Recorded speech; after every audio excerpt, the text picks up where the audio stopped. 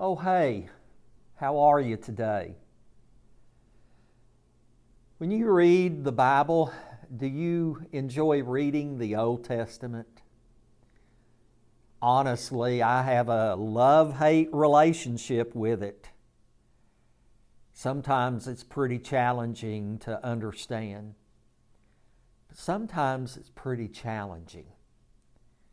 And we need to be challenged, especially when it comes to our faith. I'm reading today from 2 Samuel chapter 24, and there is a neat story, a beautiful story about King David. He was wanting to build an altar to the Lord, and he was searching all over for one, and he came across this gentleman by the name of Araunah. And Araunah had a threshing floor, a place where wheat was threshed. And Araunah was willing to give King David that floor, free of charge.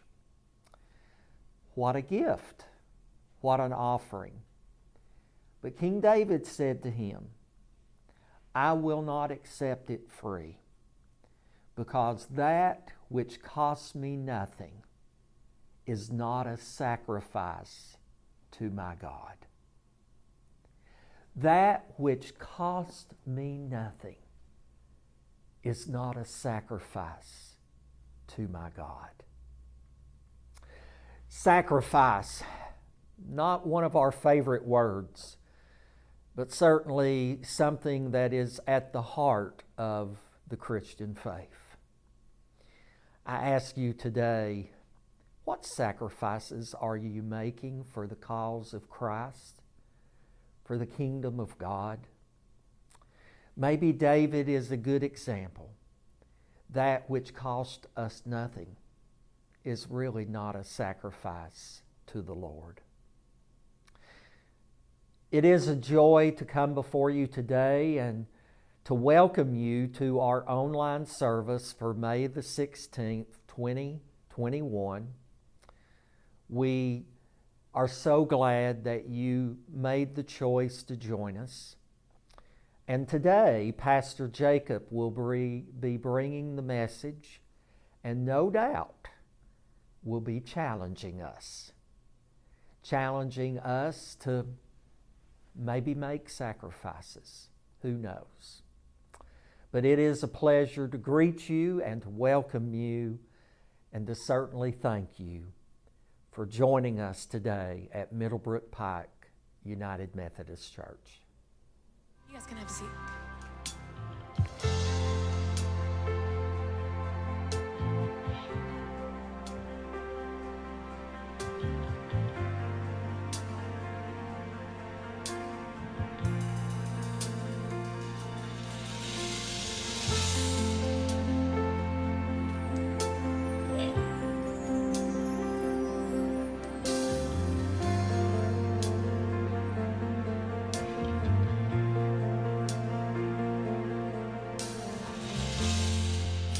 Is where I lay it down, every burden, every crown.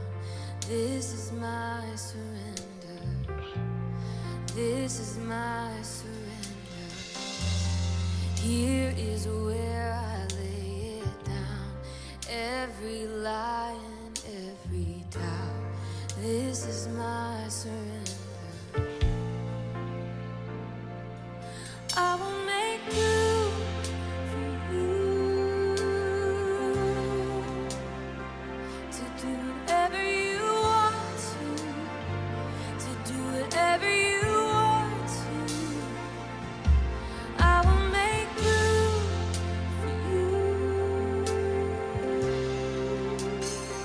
to do whatever you want to do whatever you want. Oh.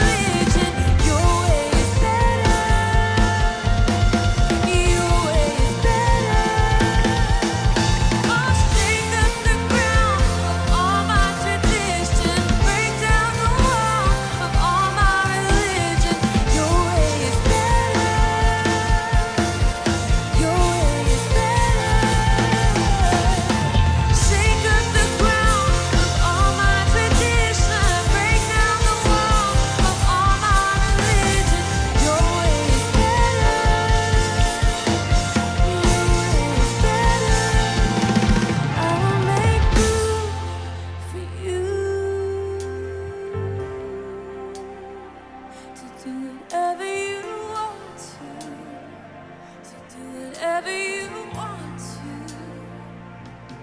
I will make room for you to do whatever you want to do whatever you want to. Here is where I lay it down. You are all I'm chasing now. This is my surrender. This is my surrender. Here is where I lay it down. You are all I'm chasing now. This is my surrender. This is my surrender.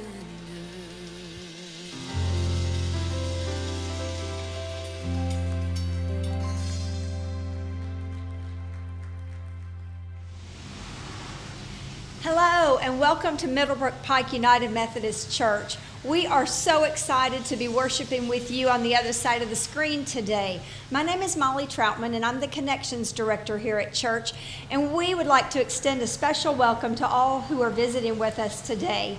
If you would like to get more information about the church, we would love for you to text the word CONNECT to 865-344-2828, and we can get to know you a little bit better, and you have a way to ask me some questions about the life of the church here at Middlebrook Pike, the church on the corner where faith and life meet. Welcome. Let us worship together. Hi, friends. I'm Barron Kennedy, serving as the church's Finance Committee Chair.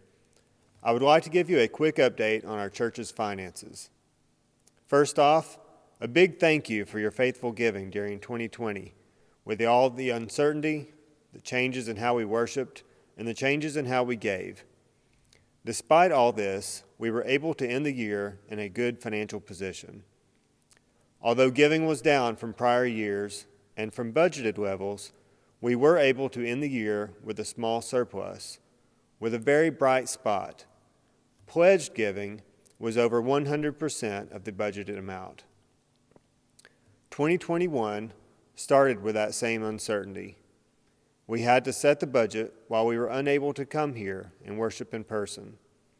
We had to make some adjustments to the budget. But now, 5 months into the year, things are starting to feel a little bit more normal. Attendance for in-person worship continues to increase. There is renewed energy as activities are starting back up. Small groups, music, children's activities, youth group, and missions. So many things that we have missed and that we are glad to be able to do once again.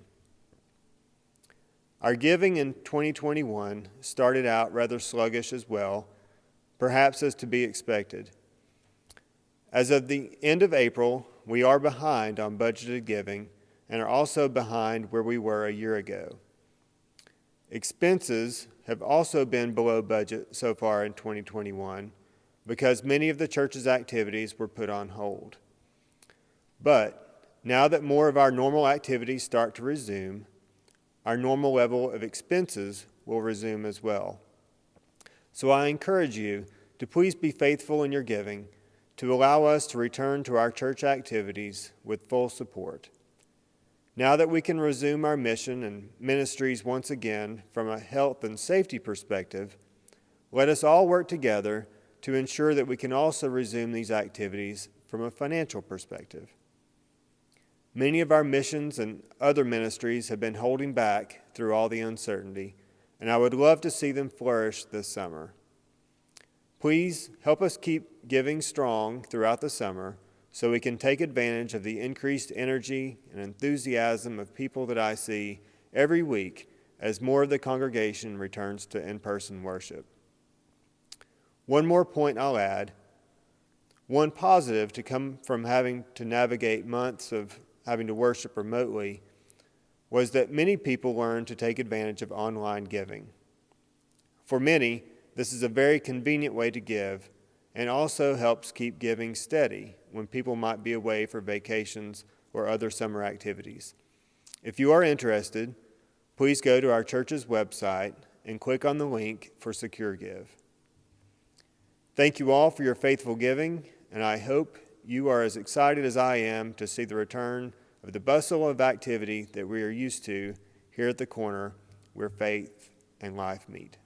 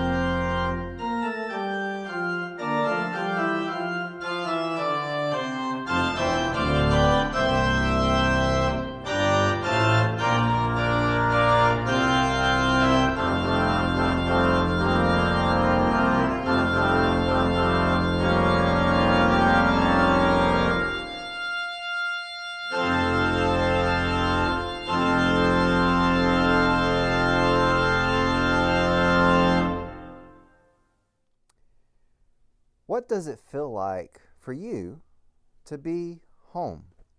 Because home has a special feeling to it, doesn't it? It's this feeling of safety and security. It's that feeling of acceptance and a little bit of nostalgia. It's an amazing, it's diverse, and it's a constantly adapting feeling. I can remember that during my childhood and teenage years and a lot of my young adult life, home always had the same street address, even though I may have spent most of my nights in different states going to college and to seminary. Home, even no matter where I was, home was always on top of a small hill there in the rolling hills of Kingsport, Tennessee. Home was where I grew up and the place where my parents had seemingly always lived. Home was this knowledge that I always knew where the snack food was hidden. Home was this place where I knew exactly the best spot if I wanted to read a book. Home was a place where I knew I could get the best home-cooked meal. The last few years, home for me has become a different place. It's become my little house out in northwest Knoxville. It's become a place where I know I can retreat to and have a delicious cup of coffee. It's become a space that I'm still learning how to share with a very different human being. It's become a space that I have fun in, and I get to stressed out as I try to transform that space room by room with a hammer and a saw. And our home is getting ready to transform even more as a new life begins to make it her home as well.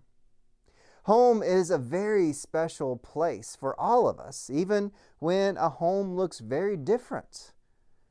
I think about how home as a quiet retreat has always been that's what's special about it to me, and how in one of life's great ironies, I ended up marrying someone who is completely opposite to that. My wife, Sujin, grew up in Incheon, South Korea, a time and a place where most families lived in high-rise apartments. So while I grew up with a big yard and lots of room, she grew up in a 3-bedroom apartment that was under 1,000 square feet in size. For her, home is just as special as home is to me, but for very different reasons. Sujin is a highly social person, and growing up in social and close quarters with her 2 sisters and her parents, home was the place that she went to and then rotated between interacting with each and every one of them. I still find it fascinating every time we are able to go back to her home of birth, to South Korea. I'm barely able to stay awake because of the travel and the jet lag, and I just want to lay there and read a book. Yet she gets there, and then I watch her bounce from sister to mother to nephew to sister to grandmother as she just talks and engages with them over and over and over again. It's amazing. So as you might imagine, it has been a little bit of an adjustment for the 2 of us to learn how to live together, with each of us growing up with a very different definition of home.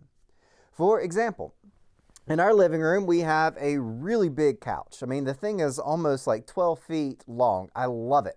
I love having all this kinds of room to stretch out and relax upon this thing. And of course, I'm a creature of habit. I've got my favorite spot on one end that I always sit in. And that's a little bit of home for me, to have that spot that I can sit in and relax and just be. And then in comes my wife.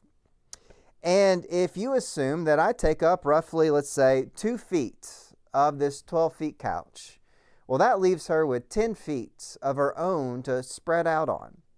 Yet every single time, where does she sit? On top of me. So with 12 feet of space, we end up using less than 3 feet of it. And after she is settled in on top of me, well, we begin to watch Netflix or to each grab a book and read. Her version of home that is filled with closeness, of being in close contact with other people, and my version of home that is filled with being a place to relax, they've begun to merge in that way. And it's beautiful. Because here's the funny thing about home. It's always changing. There is never only one definition of what feels like home. Even as an individual, as I grow, as I change, as a new baby comes into our life, what feels like home also changes.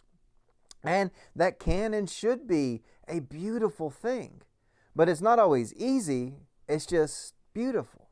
It's not always easy for me to have somebody that comes and sits on top of me so I can't stretch out like I want to. But it's also not always easy for Sujin to come and to sit there silently while watching or reading something. But we let love make it something beautiful. We let love make it a home that both of us can exist in and live in and feel that safety and security, feel that acceptance that is home. In our lives today as people, we are all seem to be struggling with this issue of home. And I'm not just talking about the fact that we've been in our homes way too much the past year. We've seen in our world, especially over the past few decades, a rise in what often is referred to as nationalism. I think it's this desire for things to stop changing or to return to some way that things used to be in the past. And I get that, I really do. I think this comes from this desire that we all have to want to feel at home. Because feeling at home is one of the best feelings in the world. And it's a feeling that I think once we find it or encounter it, it's tempting to want to hold on to that moment forever. It feels kind of like a treasure that once we discover it, we want to never let it go. Yet in comes others, in comes change, and we can feel like that treasure is being threatened. So we want to cling to it even tighter. And the tighter we cling, the more we begin to dislike those that are different, that might be threatening our treasure, our home, our way that we've always looked at as home. The ones that from our perspective seem to be bringing in this change that is threatening that current definition of home. It's scary. I get it. But our definition of home, what home is to us, has always been changing. As we grow older, it changes. As we live, it changes. The trick to always having a firm and beautiful definition of home has never been trying to prevent those changes. It has always been in learning how to live into those changes. This month is Asian Heritage Appreciation Month, a time similar to Black History Month, Black Heritage Appreciation Month, that invites us to be intentional about celebrating the presence of another culture, in this case, the Asian culture that is here with us and that makes our world and our communities a better place.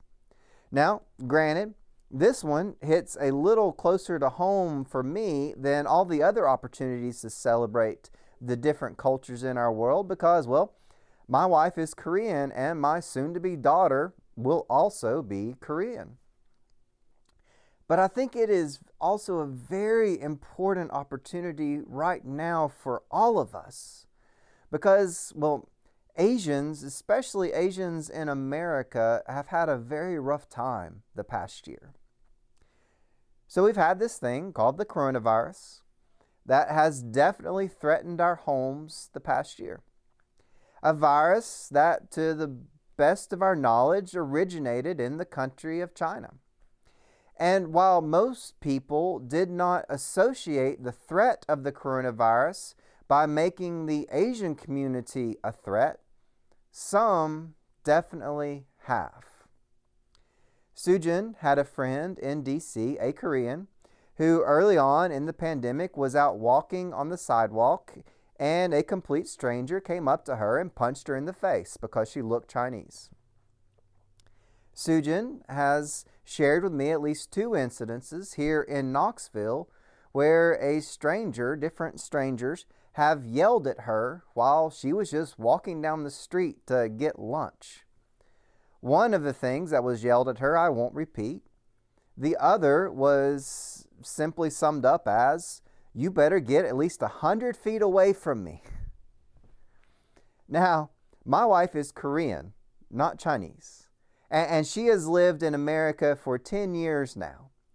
And if I'm honest, because of her Korean heritage of being much more willing to wear a mask and to follow government regulations, she is much less of a threat to spread the coronavirus than a lot of Americans are. And even if she was Chinese, please remember that there are over 1 billion people in China. And that in China, that there are several different and distinct cultures.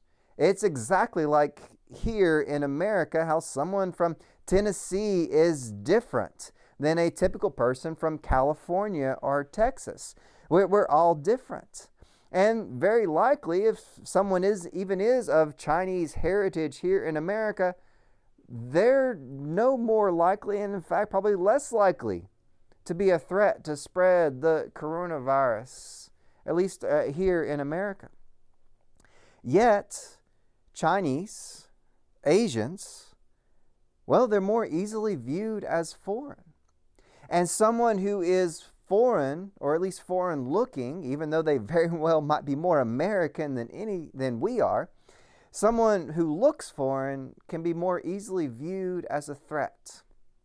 And we all have this innate desire to keep that security of our home, so we lash out at that threat. In Leviticus chapter 19, God gives the Hebrews a long list of expectations and rules. And one of those rules goes like this: when a foreigner resides among you in your land, do not mistreat them. The foreigner residing among you must be treated as your native born. Love them as yourself, for you also were foreigners in Egypt. I think that God is talking about this idea of home in the midst of this instruction. God knew that we would always have this desire to cling to our definition of home, to try and keep any potential threat of change away. Yet in comes God and says, not only should we not mistreat those outsiders, we must also welcome them in as if this was also their home. And I think this is so much more than simply tolerating other people, but welcoming them in, knowing that as we welcome them in, it will change our definition of home as well as change their definition of home. But once it does, we will all be better off for it.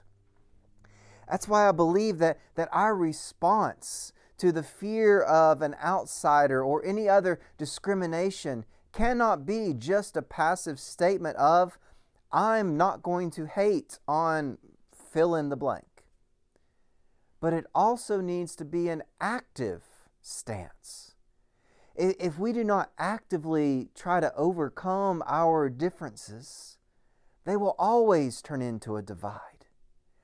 We are always better when we are united than we ever would be divided.